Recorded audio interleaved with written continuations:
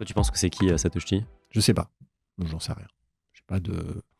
J'ai jamais essayé de chercher ou de savoir ou de m'intéresser, d'essayer de déterminer qui était parce que cela n'a aucune importance en réalité. Alors évidemment que c'est intéressant d'un point de vue historique, qu'on peut avoir cette curiosité, mais à la limite, si je pouvais appuyer sur un bouton et connaître son identité, j'appuierais pas.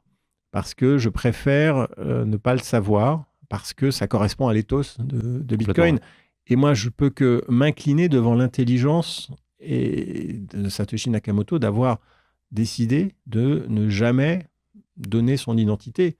Peut-être qu'il l'a fait parce qu'il pensait qu'il serait à risque personnel, mais le véritable impact de ne pas savoir de qui il s'agit a permis d'avoir une technologie neutre qui n'a pas une coloration particulière et qui n'est pas ramenée à quelqu'un qui serait le dieu vivant ou qui aurait un pouvoir particulier sur Bitcoin. Si demain Satoshi Nakamoto revient, à part pouvoir dumper sur le marché tous ces Bitcoins, il pourrait rien faire de particulier, il n'aurait aucun pouvoir sur Bitcoin en tant que tel.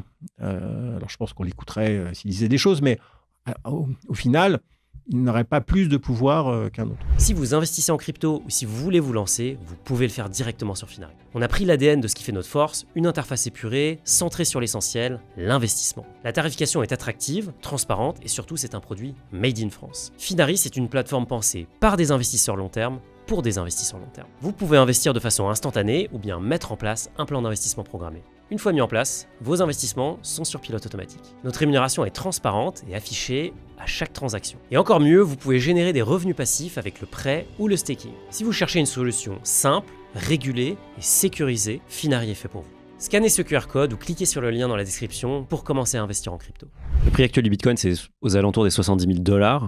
Est-ce que ce prix il a du sens au vu de tout ce que tu as dit sur l'importance de cette monnaie? Oui, je pense qu'il a du sens. Il représente le fait qu'il y a plus de pression à l'achat qu'à la vente et porté par les ETF.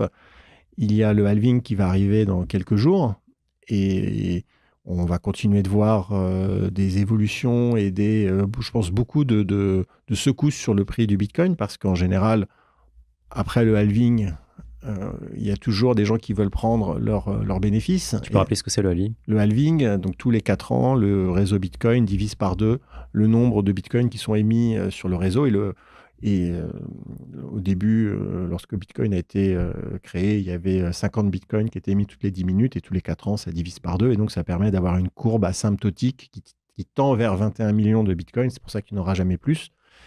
Et donc, dans quelques jours, le 20 avril, le Bitcoin, l'émission du nombre de Bitcoin va être divisée par 2 et donc ça va créer encore un assèchement supplémentaire du nombre de Bitcoin mis sur le marché et donc techniquement une pression à l'achat encore plus forte et une augmentation du prix. Cependant, comme tout le monde le sait, il y a une sorte de pricing qui est fait à l'avance et c'est toujours buy the rumor, sell the news.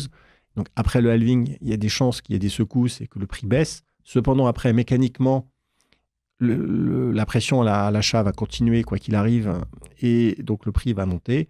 Et moi, ma prédiction personnelle, mais qui n'engage que moi, c'est qu'on dépassera les 100 000 $ avant fin 2024. Ça, c'est une prédiction que je fais déjà depuis un certain temps et ça a l'air d'aller dans le bon sens. Mais d'ici là, il va y avoir des secousses. Et donc, à la question, est-ce qu'il faut acheter maintenant? J'en sais rien. En tout cas, le meilleur moment d'acheter, c'est maintenant, toujours.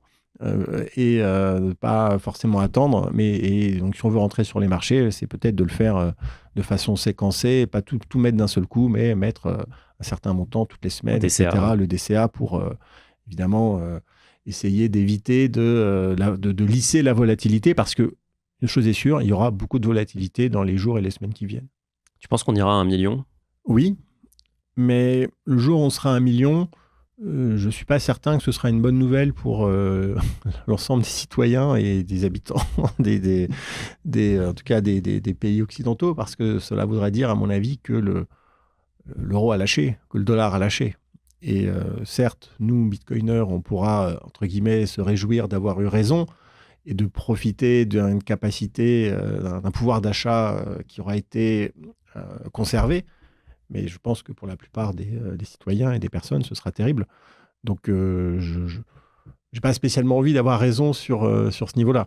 Mais oui, pour moi, il est inéluctable mécaniquement que le Bitcoin vaille un jour 1 million de dollars parce que il est inéluctable mécaniquement que le dollar et l'euro un jour ne valent strictement plus rien.